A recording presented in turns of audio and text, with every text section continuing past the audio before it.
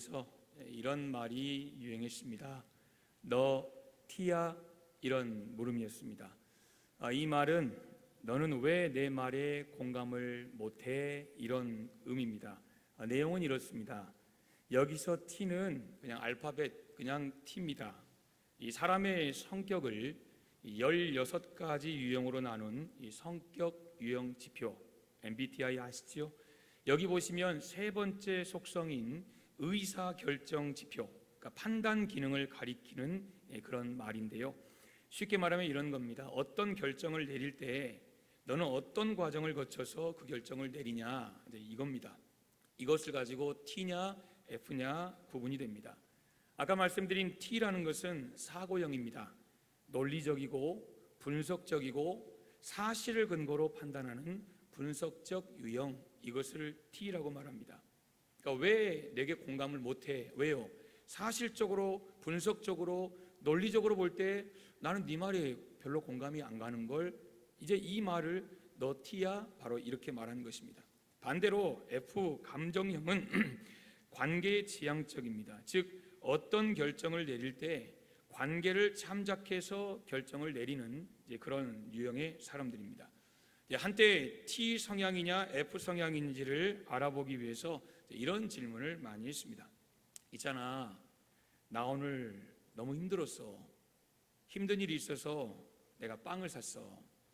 이렇게 친구에게 말하면 그 친구가 나에게 뭐라고 답하느냐, 그 답을 듣고 너는 T야 너는 F야, 이렇게 여러분 구분한 일들이 있었습니다. 만약에 여러분 제가 여러분에게 전화해가지고 집사님, 제가 오늘 너무 힘들어서 좀 오늘 빵 좀 샀어요 라고 말하면 여러분 그 제 전화 그 소리에 뭐라고 대답하시겠습니까? 뭐라고 하시는지는 전혀 안 들려요. 그런데 두 가지일 거예요. 하나는 뭐예요? 뭔 일인데? 뭐가 힘들어요? 왜 그래요? 뭐가 그렇게 마음에 부담이 돼요?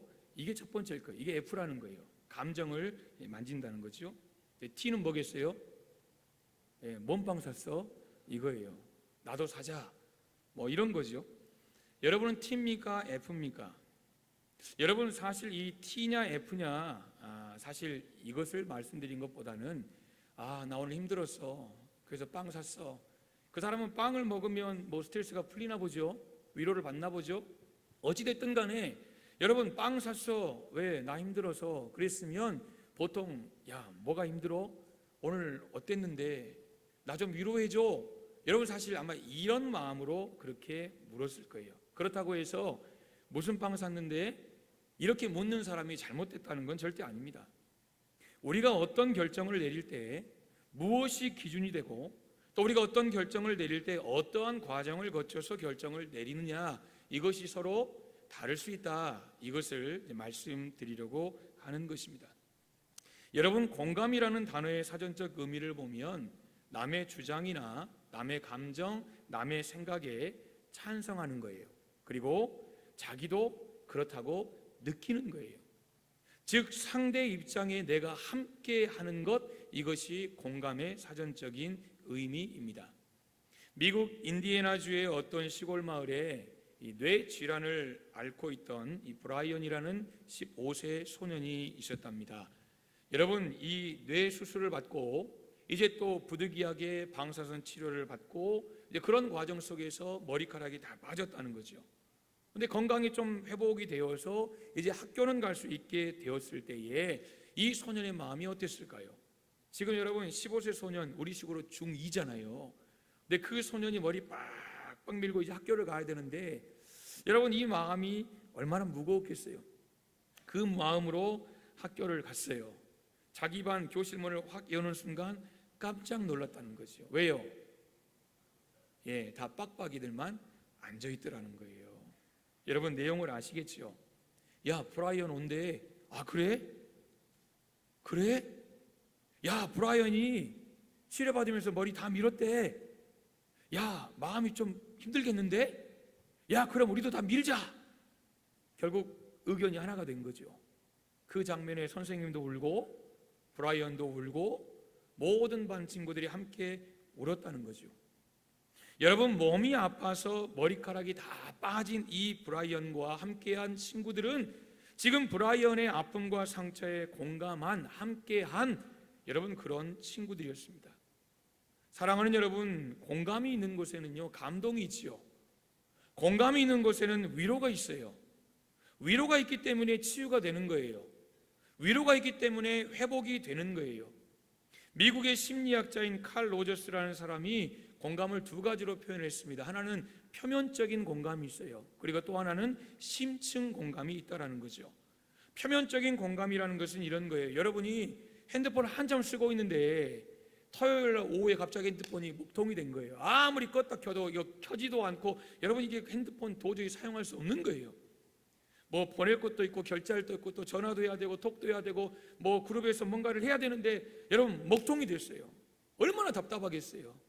그리고 반나절 지나고 주일 여러분 예배 드리고 그 불편함 속에서 월요일 날 이 서비스 센터에 갔어요. 가가지고 핸드폰을 딱 내면서 내가 한나절 반 동안 하루 반 동안 정말 불편해서 핸드폰을 바꿔보든지 해야지 막 불평을 하니까 직원이 뭐라 그래요? 뭐라 그래요? 여러분이 서비스 센터 직원이 뭐라 하시겠어요? 고객님 불편하셨겠어요? 저 같아도 너무 불편했을 것 같아요. 하루 반 동안 정말 힘드셨겠어요? 응대하잖아요. 여러분 그 응대가요 정말 핸드폰 고장난 핸드폰 가져온 그 여러분 손님, 그 고객 그 마음을 정말 이해하고 얼마나 불편했을까. 아이고 핸드폰 좀 제대로 만들지. 여러분 그런 마음으로 응대한 건가요? 아니요. 대부분은 업무 차원이에요. 업무 차원이에요. 그런 의례적인 공감, 더 적절한 예는 그럴 거예요. 따르릉 사랑합니다 고객님. 여러분 진짜 날 사랑한 거예요? 그럼 문제가 나요. 문제 생겨요. 안 그래요? 결혼한 남자에게 사랑합니다 고객님 그러버리면 문제가 생겨요. 이거 업무상이에요. 업무 차원에서 응대하는 거예요. 여러분 공감도 그런 공감이 있다는 거예요. 표면적인 공감이 있다는 거예요. 뭔가 공감하는 것 같은데 그냥 겉만, 그러니까 진실이 느껴지지 않아요. 그러니까 이런 공감은 관계의 의미에 변화가 전혀 없다는 거죠. 그러나 반대로 심층 공감이 있다는 거예요. 상대가 정말로 말하고 싶어하는 것, 저 사람 지금 속이 뭘로 지금 가득 차 있는가, 저 사람 뭘 인정받고 싶은가, 거기에 지금 그 이야기에 주파수를 꽂는 거예요. 주파수를 맞추는 거예요. 여러분 그래서 상대의 마음을 제대로 헤아리는 것, 그냥 단순히 야 힘들겠다 그게 아니에요. 왜 힘든지, 저 친구 머리카락이 다 빠져서 야 쟤 좀 머쓱하겠는데 이게 아니라 야 쟤 봐봐 치료하느라 얼마나 고생했을까, 야 머리 다 빠진 거 봐봐, 야 우리가 어떻게 위로해 줄까, 야 우리가 뭘 해야 될까, 야 머쓱함이라도 없애주자, 저 부끄러움이라도 없애주자, 야 우리가 그 아픔을 조금이라도 이해하자, 우리 다 밀자. 이게 여러분이 심층 공감이라는 거예요. 근데 성경을 보면 하나님이 사람의 마음을 이런 깊이 이해하시는 인상적인 장면들이 성경에 기록돼요. 표면적인 게 아니라 심층적이라는 거죠. 아담이 선악을 알게 하는 나무 열매를 따먹었어요. 하와도 따먹고 아담도 따먹었죠. 범죄한 후에 그들의 눈이 밝아졌어요. 밝아졌다는 것은 그들의 치부를 보게 됐다는 거죠. 여러분 자신들이 벗고 있는 걸 봤어요. 이전까지는 문제가 없었거든요. 하나님의 은혜 안에서 이게 자유로웠어요. 그리고 여러분 뭐 애 낳는 거 뭐 그리고 땀 흘려야 되는 거 이런 거 없었잖아요. 애를 낳아도 고통스럽게 막 힘들게 이게 아니었어요. 여러분 그런데 그들이 부끄러움을 보게 됐어요. 그때 하나님께서 죄의 대가 말씀드린 거잖아요. 애를 낳을 때 해산의 수고를 감당해야 된다. 땀 흘려서 너희들이 땅의 소산을 먹어야 된다. 그리고 여기서 나가. 하나님이 여러분 그런 대가를 치르게 하셨지만, 그러나 여러분 성경을 창세기 3장 21절 자세히 보시면 하나님이 그들에게 그렇게 징계를 하셨지만 곧바로 하시는 게 뭐냐, 하나님 너무 부끄러워요. 그 부끄러움을 하나님이 이해하셨다는 거예요. 야 죄의 삭시야 참어 하지 않으시고, 죄를 지었지만 곧바로 부끄러워하는 그들에게 하나님께서 알았어 친히 가죽옷을 지어서 그들에게 입혀주셨다는 거예요. 그들의 마음을 깊이 이해하시는, 그들의 마음을 지금 공감하시는 하나님의 모습이 창세기 죄악 속에서 그 상황에서도 드러나고 있다는 거예요. 여러분 구약의 위대한 두 사람 하면 엘리야와 모세입니다. 물론 다윗도 있지만 위대한 선지자들 두 사람, 여러분 엘리야와 모세입니다. 특별히 엘리야 아시죠? 바알과 아세라 850대 1로 싸웠습니다. 멋지게 승리했습니다. 우상이 판치는 그 시대에 생각해 보세요. 850대 1이에요. 850대 1. 그것도 하나님 섬기는 그 백성들이 하나님만 정말 불같이 섬기는 그 시대가 아니라 하나님을 잊어버리는 그 시대에, 바알과 아세라가 득세하던 그 시대에, 물론 우상이지만 850대 1로 싸웠다는 거죠. 그러면서 하나님의 살아계심과 능력을 만천하에 공개했지요. 그때 아합 왕의 아내인 이세벨이 협박합니다. 내가 내일 너 죽여버린다는 거죠. 여러분, 그때 사람이 이런 거예요. 어제 엄청난 영광과 승리를 경험했는데요, 그 다음 달 이렇게 초라해지는 게 사람이에요. 그러니까 우리는 우리의 마음을 잘 다스려야 돼요. 우리가 여러분 틈만 주면 언제 나도 모르게 정말 초라해지고 연약해진 것이 우리 인간이 도망갔잖아요. 도망가서 여러분 지쳐가지고 하나님 나 여기 다 한 것 같아요. 내 생명 다 한 것 같아요. 내가 할 일 다 한 것 같으니까, 사명 마친 것 같으니까 하나님 내 생명 걷어가세요. 여러분, 그때 하나님이 그래 너 할 일 다 한 것 같아 라고 말씀하지 않으셨어요. 그리고 하나님 야단도 안 치셨어요. 너 지금 뭐하냐 지금? 네가 지금 이럴 때냐? 네가 지금 내가 그 놀라운 영광으로 능력으로 내가 너를 이렇게 세웠는데 너 지금 이렇게 빨리 안 일어나? 하나님 그러지 않으셨어요. 여러분, 하나님께서 그에게 떡과 물을 주셨어요. 먹고 일어나라는 거예요. 그리고 충분히 쉼을 쉬게 얻게 하셨어요. 하나님 다시 이렇게 세우셨다는 거예요. 엘리야의 그 모든 상황에 공감하시는 하나님, 그의 삶을 깊이 이해하시는 하나님을 우리가 열왕기상 19장에서 보게 된다는 거죠. 오늘 요한복음 11장 읽으신 본문도 마찬가지입니다. 여러분, 오늘 본문에서도 우리는 사람의 마음을 깊이 이해하시는, 공감하시는 예수님을 보게 됩니다. 마리아가 오빠 나사로가 병에 걸리자 예수님을 빨리 모시고 오도록 사람을 보냈습니다. 예수님만 오시면 다 난다는 거죠. 믿음이 있는 사람이죠. 그러나 예수님이 더디 오십니다. 결국 죽었습니다. 장사를 다 지내서 장례식 마쳤어요. 장례식 마쳤어요. 빨리 마쳐야죠. 그 더운 지역에서. 여러분, 그런데 장례 다 마치고 나니까 저기 예수님 오십니다. 얼마나 마리아가 여러분 마음 가운데서 막 좀 화도 나고 짜증도 나고, 좀만 빨리 오시지 뭐 그렇게 중요한 일이 있으시다고. 여러분 같으면 안 그러셨겠어요? 저 같으면 솔직히 그런 마음 들었을 거예요. 그러나 억늘고 근데 예수님 오시는 것 보고 그 억눌던 감정이 터져버렸어요. 예수님 빨리 좀 오시지. 우리 아빠 죽어 무덤 갔잖아요. 마리아가 눈물을 흘립니다. 여러분, 그때 마리아를 비롯한 온 유대인들이 같이 울기 시작했어요. 근데 놀라운 것은 예수님이 오시더라는 거예요. 예수님이 오시더라는 거예요. 여러분, 성경에 예수님 우신 장면이 몇 장면 나와요. 특별히 오늘 본문, 그리고 또 예수님이 예루살렘 성을 보시면서 야, 70년 뒤에 저거 무너질 텐데 저거 쌓느라고 저기서 호화호식 누린다고 저것들. 여러분, 지금 그러면서 예수님 우시는 거예요. 그런 장면들이 기록되거든요. 오늘 본문에도 예수님 우셨어요. 왜 우셨을까요? 우신 이유가 몇 가지가 있어요. 첫째는 부활을 믿지 못하는 사람들 때문에 우셨어요. 지금 부활의 영광, 그 메시아, 그분이 지금 그들 앞에 있거든요. 부활의 주님이 그들 눈앞에 있는데 죽음 때문에 절망하는, 즉 부활을 믿지 못하는 믿음 없는 그들 때문에 예수님이 우셨어요. 두 번째, 인간의 죄의 고통 때문에 우셨어요. 여러분, 죄는 인간을 고통스럽게 합니다.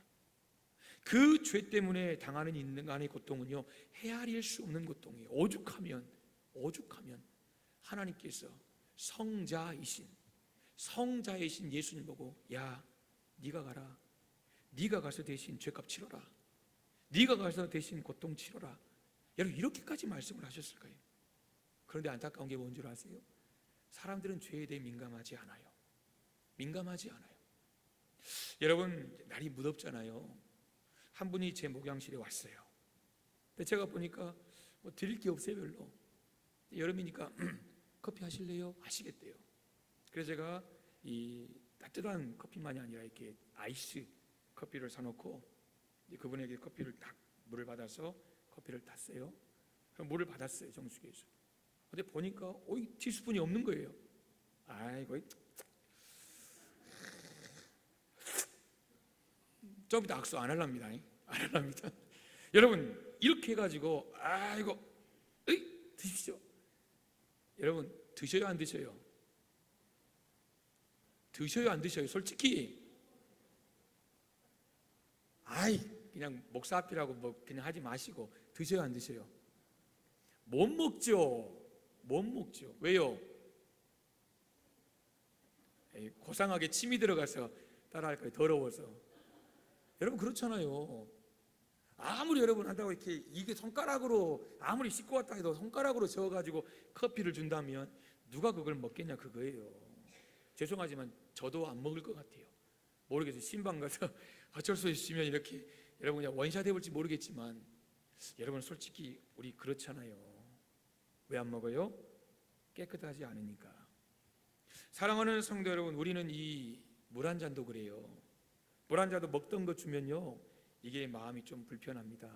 안 그렇습니까 여러분? 제가 손가락으로 저어서 여러분의 커피를 대접하면 한 분도 안 드실 거예요. 그런데 사랑하는 여러분, 왜 우리는 죄에 대해 그렇게 민감하지 않을까요? 이 마시는 물 한 잔도 이게 깨끗한 건지 뭐가 들어있으면 버리고 다시 따르는데 왜 여러분 우리는 그 죄에 대해서는 정말 무디게 살아가는 걸까요? 여러분 우리는 죄, 작은 죄에 정말 민감해야 됩니다. 오늘 예수님 그거예요. 예수님 그거예요. 인간의 죄의 고통, 죽음이 왜 왔어요? 죄 때문에 왔어요. 결국 죄의 고통인 죽음, 그것 앞에 서신 예수님이 오신 거예요. 그런데 여러분 오늘 본문에서 이것을 말씀드리고 싶어요. 오늘 우리 예수님의 눈물은 슬퍼하는 한 영혼의 마음을 위로하기 원하시는 예수님의 공감을 선명하게 우리에게 보여줍니다. 예수님은 나사로의 죽음으로 인한 그들의 슬픔을 보셨어요. 그리고 마음에 비통히 여기세요. 그리고 그 다음 불쌍한 마음을 가지고 눈물까지 흘리십니다. 여러분 여기서 우리가 시대적인 배경을 조금 알고 넘어가야겠는데요, 그게 뭐냐면 하나님이신 예수님이 눈물을 흘렸다, 즉 울었다 라는 지금 이 요한복음의 표현은 당시, 그러니까 요한복음이 쓰여진 그 당시 사도들이 활동했던 시대, 즉 헬라 시대 아닙니까? 그 헬라 시대에 퍼져 있던 신은 누군가, 신관에 비춰보면 이건 정말 낯선 표현이에요.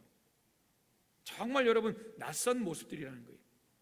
당시 헬라 사람들은 신관, 신은 누군가, 신에 대해 이야기할 때 아파테이아라는 용어를 사용했다는 거죠. 이 용어는 뭐냐면 당시 헬라 스토아파들이 주장했던 그런 내용인데요, 쉽게 말하면 이거예요.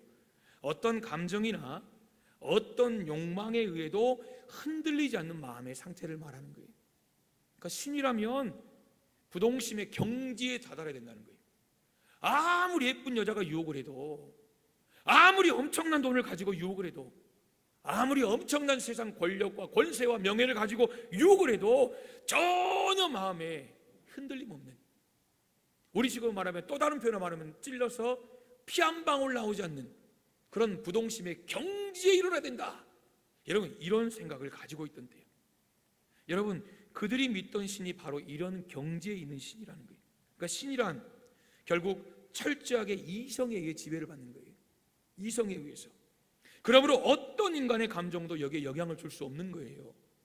어떤 관계도 영향을 줄 수 없는 거예요. 쉽게 말하면 여러분이 울고 짜고 하나님 앞에 부르짖고 뭐이쇼를 해도 하나님 마음이 안 바뀐다는 거예요. 하나님이 울어라, 내가 네 기도 제목 들어줘야 할 그 1000가지 리스트 뽑아와, 논리적으로 이성적으로 합리적으로 1000가지 뽑아와, 이렇게 말씀하시는 신이 바로 그 당시에 신이라는 거예요. 그들은 그런 신관을 갖고 있다는 거예요. 여러분 기도하실 때 얼마나 논리 따지십니까? 기도하실 때 사랑의 하나님 아버지부터 시작해서 예수님의 이름으로 기도합니다 끝까지 기도하실 때 얼마나 논리 정연하게 기도하십니까? 여러분 우리가 답답할 때 어떻게 해요? 논리가 어디 있습니까? 아버지 나 죽어요 살려주시. 논리가 어디 있냐고요. 여러분 안 그래요? 여러분 이성이 어디 있냐고요. 그냥 하나님 앞에 울고 불고. 하나님이 귀 막으시나요? 아니에요. 여러분 그 당시에 이렇게 최고의 고요한 마음의 상태, 아무리 찔러도 아무리 상황이 환경이 바뀌어도 흔들림 없어요. 가만히 평안한 거. 그러니까 그 당시에 인간의 목표가 이거라는 거예요. 아무리 유혹이 닥쳐와도, 아무리 환란이 찾아와도 흔들림 없는 자세. 이런 사람이 어디 있냐고요. 여러분 안 그래요? 이것이 사도들 시대 헬라 사람들의 신에 대한 신관이었다는 거죠. 여러분, 그러면 생각해 보세요. 생각해 보세요. 이러한 신의 모습에 비추어 볼 때 우리가 가지고 있는 이 성경 66권에 나와 있는 하나님의 모습, 특히 나사로의 죽음 앞에 비통해하면서 눈물 흘리는 공감하시는 예수님의 모습, 여러분, 신의 모습이라고 여기기에는 너무 낯설다는 거예요.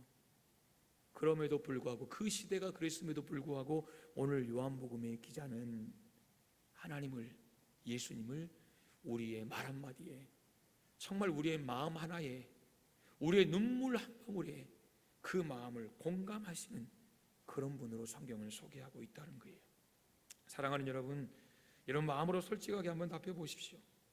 완전하고 부족한 것 없으시며 모든 것을 초월해 계시는 하나님이 진짜 인간의 감정을 느낄 수 있으실까요? 사랑하는 사람이 아파요. 그래서 사랑하는 사람이 내 곁을 떠나버렸을 때, 여러분, 그 아픔은 고스란히 내 거 아니에요? 근데 그 아픔을 과연 하나님이 똑같이 하나님도 느끼고 계실까?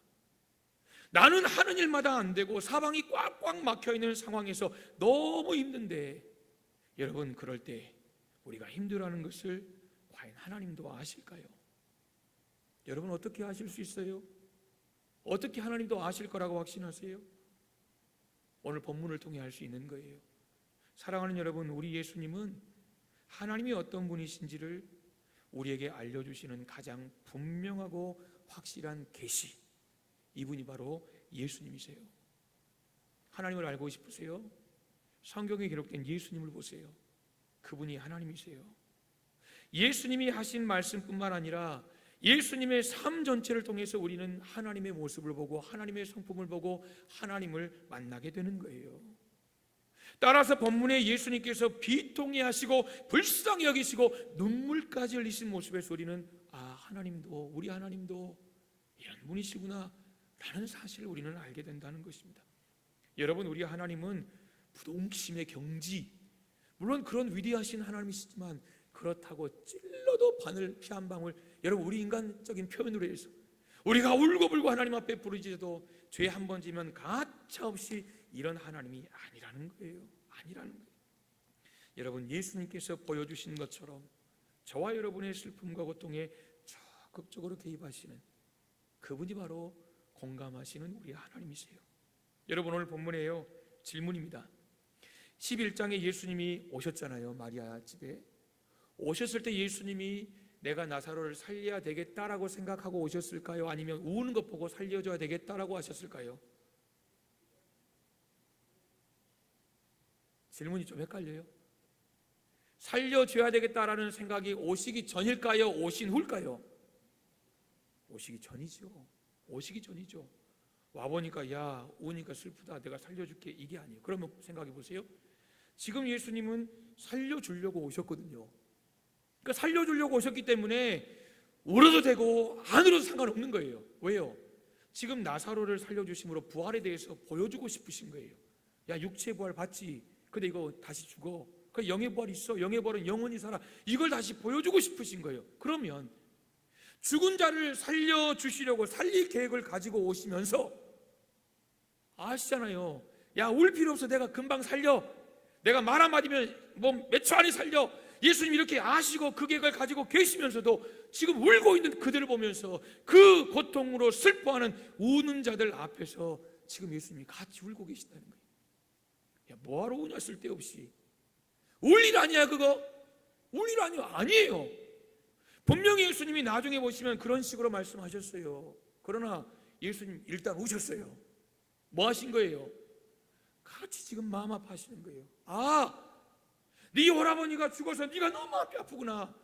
야, 걱정하지 마, 내가 곧 살려. 이게 아니에요. 지금 이 순간 아파하는 마리아와 마르다, 그리고 온 동네 사람들의 그 마음을 예수님이 지금 함께 공감하고 계시는 거예요. 금방 문제가 해결되지만 지금 그들의 마음을 함께 느끼고 계시는 거예요. 이게 우리 하나님이라는 거예요. 시편 139편 17절 보시면 이런 말씀이 있습니다. 하나님이여, 주의 생각이 내게 어찌 그리 보배로운지요. 그 수가 뭐가요? 그 수가 뭐예요? 하나님의 생각이, 보배로운 하나님의 생각이 어찌 그리 많은지요 그랬어요. 하나님의 생각, 나를 위한 하나님의 생각이 보배롭고 나를 위한 그 하나님의 생각이 어찌 많은지요. 현대인의 성경은 이렇게 풀어 말합니다. 하나님이시여 주의 생각은 나에게 정말 소중합니다. 어쩌면 주는 그렇게도 많은 생각을 하십니까? 괄호 열고 나를 위해 괄호 닫고. 여러분, 이거예요. 하나님, 주의 생각은 나에게 정말 소중합니다. 하나님, 어쩌면 하나님은 그렇게도 많은 생각을 하십니까? 나를 위해. 어쩌면 그렇게 나에 대해서 많은 생각을 하십니까?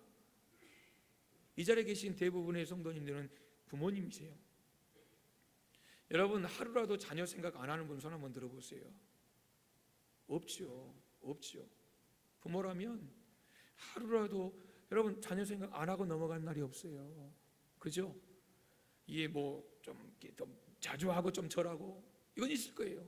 자녀에게 어려움이 있으면 더 생각이 또 많아질 것이고, 그래도 평안하면 조금 그래도 적어지. 그러나 중요한 것은 부모라면 자녀 생각 하루라도 거르지 않는 것처럼 하나님께서 우리에 대한 생각이 너무 많아서 시편 기자는 헤아릴 수 없을 지경이라는 거예요. 여러분에 대한 이런 생각, 여러분에 대한 저런 생각. 사랑하는 여러분, 이렇게 우리에 대한 생각이 끝일 날이 없는 그 하나님이시라면 하나님이 우리의 그 어떤 슬픔을 이해 못하시겠냐 그거예요. 다 이해하신다는 거예요. 우리의 고통도 우리의 아픔도 다 이해하시지 않겠습니까? 사랑하는 여러분, 우리 하나님은 공감하시는 분이에요. 우리에게 공감하시기 위해서요 그 아들 예수님을 십자가에 이 땅에 보내셨어요. 즉 하나님이 이 땅에 내려오신, 즉 예수님이 이 땅에 내려오신 성육신 자체가 곧 우리를 향한 공감이었다는 거예요. 그리고 인간의 육신을 입고 33년을 이 땅에 사시다가 십자가에 돌아가셨어요. 여러분, 예전에 미국의 배우 멜 깁슨, 이 사람이 연출한 패션 오브 크라이스트라고 여러분 아마 영화를 보셨을 거예요. 저는 한 번 보고 그 다음 못 봤어요. 왜냐하면 너무 잔인해요. 진짜 이게 보면 그 어떤 예수님에 관한 이 영화보다 사실 진짜 잔인해요. 그러니까 막 터지고 흐르고 이게 막 눈 부어있고, 이게 한 번 보고 그 다음 못 보겠더라고요. 교회에서 예수님에 관한 영화를 좀 보고 싶은데 사실 그 영화처럼 생생한 영화가 어디 있어요. 그런데 사실은 저는 한 번 보고 못 보겠더라고요.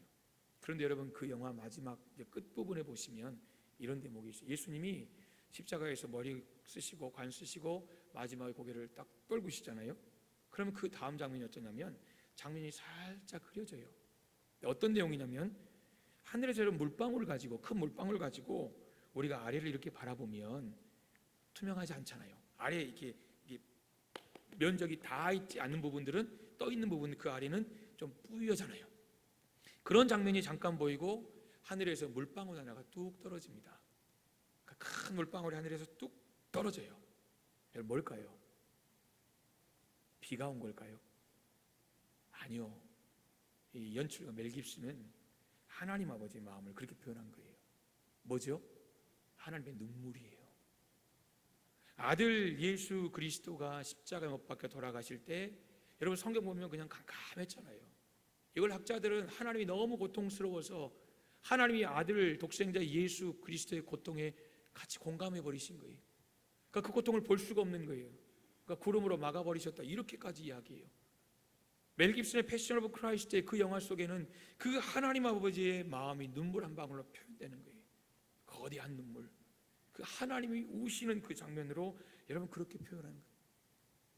우리에게 공감하신 그 예수 그리스도, 그 예수 그리스도의 십자가 사건에 함께 공감하시는 그 하나님의 마음이 여러분 바로 십자가 사건이라는 거예요. 우리 주보에 보시면 구역 공갈 3번이 있는데요, 예수님의 삶은 공감의 삶이었습니다. 중간에 보시면 공감에는 영혼을 치유하는 능력이 있습니다. 나 혼자만 이런 아픔을 겪는 것 같다라며 좌절하는 영혼에게 힘을 줍니다. 이해받음으로 위로를 얻는 것입니다. 교회는 상처 입은 영혼들이 위로와 힘을 얻도록 공감을 나눠야 합니다. 예수님께서 그러하셨듯이 교회도 공감의 공동체가 되어야 합니다. 이렇게 고백을 합니다. 공과책에 나온 내용이에요. 여러분, 그런데 중요한 것은 이 공감할 수 있는 능력, 우리가 공감 능력이라고 말하잖아요. 이게 인간관계에서 정말 중요한, 이것만 잘해도요 그 사람은 사랑받습니다. 어디 가나 인정받습니다. 그런데 나이를 먹었다고 해서 생기는 게 아니더라는 거예요. 나이가 많다고 공감 능력이 있는 것은 아니에요. 내가 그 사람이 살고 있는 그 삶을 내가 먼저 살았다고 생기는 것도 아니에요. 그 사람이 하고 있는 일을 내가 먼저 해봤다고 생기는 것도 아니에요. 또 공감 능력을 갖췄다고 해서 제대로 발휘하는 것도 아니더라는 거예요. 지혜가 필요해요. 노력이 필요해요. 수고가 필요하고 애씀이 필요해요. 공감을 위해서 제일 중요한 게 이거더라고요. 상대방의 신발을 내가 신어보는 거예요. 이런 말이에요. 상대방의 상황이나 감정을 내가 내 자신을 거기에 대입해 보는 거예요. 나라면 어땠을까?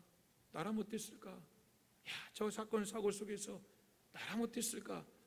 여러분, 그러면 그 사람의 마음이 내 안에 들어오지 않습니까? 그런데 여기서 중요한 게 뭐냐면, 우리가 상대방의 신발을 신을 때 그의 마음을 이해하려고 노력할 때 중요한 게 뭐냐? 깊이 공감하는 것도 중요하지만 상대방의 감정에 너무 깊이 빠져들어서 스스로가 지치거나 스스로가 감정적으로 소진되지 않도록 자신을 잘 보호하는 것이 중요하다는 거예요. 그리고 또 하나, 이 아나운서 박진영 씨가 쓴 공감하는 사람만 살아남는다, 그리고 공감 대화법이라는 책에 보면, 여러분, 우리가 공감한다고 말하면서 실수할 때가 있어요. 그러니까 어떤 사람의 상황에 내가 공감을 해주는 거예요. 그런데 그 많은 상황이 결국 우리의 실언이 될 때가 많다라는 것입니다. 공감을 하려고 할 때는 늘 우리의 말을 조심하라는 거예요. 왜요? 사실 대부분 말로 공감하거든요. 실언하지 않도록 조심하라는 거예요. 그 책에 보면 처음부터 끝까지가 다 예화예요. 그러니까 읽기가 아주 편해요. 아, 이런 경우도 있구나 라고 생각이 들어져요. 여러분, 이런 경우죠. 약속에 누가 상담을 했다는 거죠.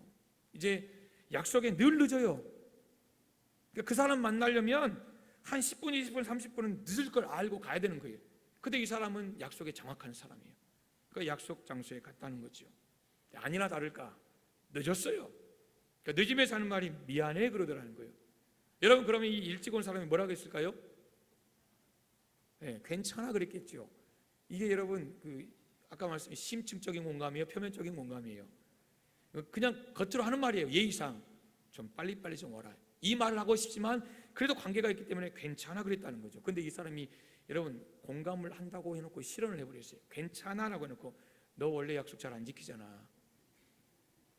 그 뒤로 못 만났대요. 너 약속 잘 안 지키잖아. 여러분, 예전에요, 우리 안타까운 사건이 있죠. 세월호. 그때 여러분, 이런 실언을 한 분이 있었어요. 가난한 것들이 불국사로 가지 제주도로 수학여행을 가가지고, 가난한 것들이 불국사로 수학여행을 가지 제주도로 수학여행 가다가, 저는 이분이 목사님이었거든요. 아유, 목사님이 여러분 이 불국사로 가지, 저는 이것도 사실 충격이었고, 야, 어떻게 이런 말을 하지? 이것도 아마 모두가 그때 한참 그래서 좀 시끄러웠죠. 여러분, 아마 이 의도는 우리가 나름대로 그냥 파고 들어가면 안타까우니까 툭 던진 말이었을 거예요. 표현이 어찌됐든. 그런데 그 표현이 여러분 공감하는 마음이었든 어쨌든지 간에 중요한 게 이것은 실언이라는 거죠. 여러분, 우리가 장례식장 가서도요, 나이가 많이 드셔서 그렇게 하늘나라 가셔서도 호상이란 말은 저는 잘 못하겠더라고요. 호상이에요. 우리가 볼 때는 나이 많게 건강하게 돌아가셔서 호상이라고 여러분 공감하는 투로 말하지만, 가족을 사랑하는 아버지, 어머니, 부모를 잃은 사람의 입장에서는 과연 호상이라는 게 있을까? 라는 생각을 해보게 됩니다. 그러면서 박진영 씨가 하는 말이 그거예요. 말만 잘해도 여러분, 우리는 공감에 성공하는 사람이 될 수 있다는 거죠. 이제 말씀을 마치겠습니다. 이 시간 아마 여러분들 보셨을 수도 있어요. 영상을 한 1분 한 20초 되는데요, 우리 영상을 하나 보고 이제 말씀을 마치도록 하겠습니다. 영상 보겠습니다.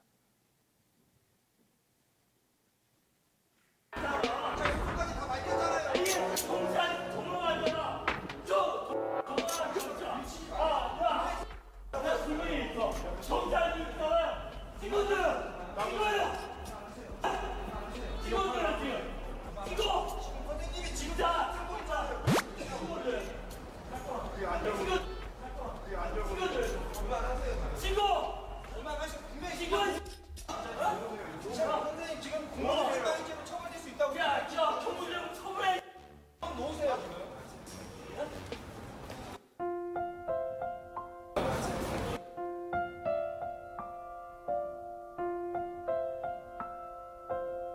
좀 찍어줘. 그 육시 좀 날려줘. 그래. 좀 찍어줘. 그 육시 좀 날려줘. 그래.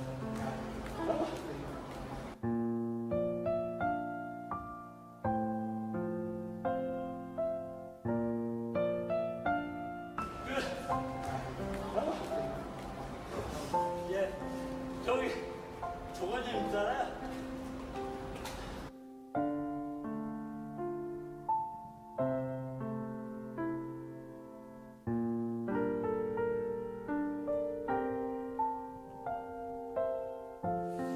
사람들이 궁금해서 이 청년에게 물었답니다. 뭐라고 했냐고, 뭐라고 말했냐고. 그때 이 청년이 말했습니다.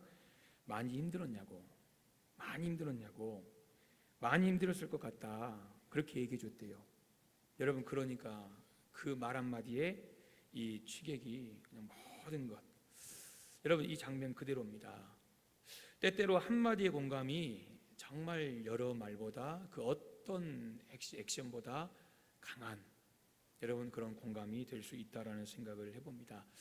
이번 한 주간 우리 안에 이런 공감이 있기를 소망합니다. 가정에서 부모님의 마음을 우리가 좀 공감해 봤으면 좋겠습니다. 우리가 늘 하는 말이지만 그 연세 되기 전에는 우리가 모르겠지만 또 그 삶을 내가 살아보지 않아서 모르겠지만 그렇지만 그 마음을 이해하려는 그런 마음이 우리에게 필요합니다. 자녀들의 마음에 한번 공감해 보시기 바랍니다. 부모인 우리는 자녀들이 살고 있는 그 나이를 이미 살아왔습니다. 그러나 자녀들의 삶과 우리의 삶이 시대적으로 환경적으로 결코 동일할 수는 없습니다. 자녀들의 마음을 이해하려는 노력이 여러분 우리에게 필요합니다. 그들의 마음에 삶에 함께 공감하는 자세가 필요합니다. 일터와 사업장, 직장도 마찬가지입니다. 고용인은 고용주의 마음을 공감하고 또 고용주는 고용인의 마음에 공감하는 자세가 필요합니다. 교회도 마찬가지입니다. 공감이 필요합니다. 목사는 성도들의 마음을 공감하고 성도들은 목사의 마음을 공감하고 또 우리 서로 상처 입은 영혼들이 그래서 위로와 힘을 얻는 공감을 나누는 그런 장이 되어야 할 줄 믿습니다. 여러분 이번 한 주간 그래서 로마서 말씀처럼 우리가 즐거워하는 자들과 함께 즐거워하고 우는 자들과 함께 울 수 있는 그런 귀한 은혜가 저와 여러분의 삶에 있기를 주님의 이름으로 축복합니다. 아멘. 기도하겠습니다. 하나님 아버지 은혜를 감사합니다. 예수 그리스도께서 성육신하셔서 우리처럼 한 인간이 되어 주시고 우리가 느끼고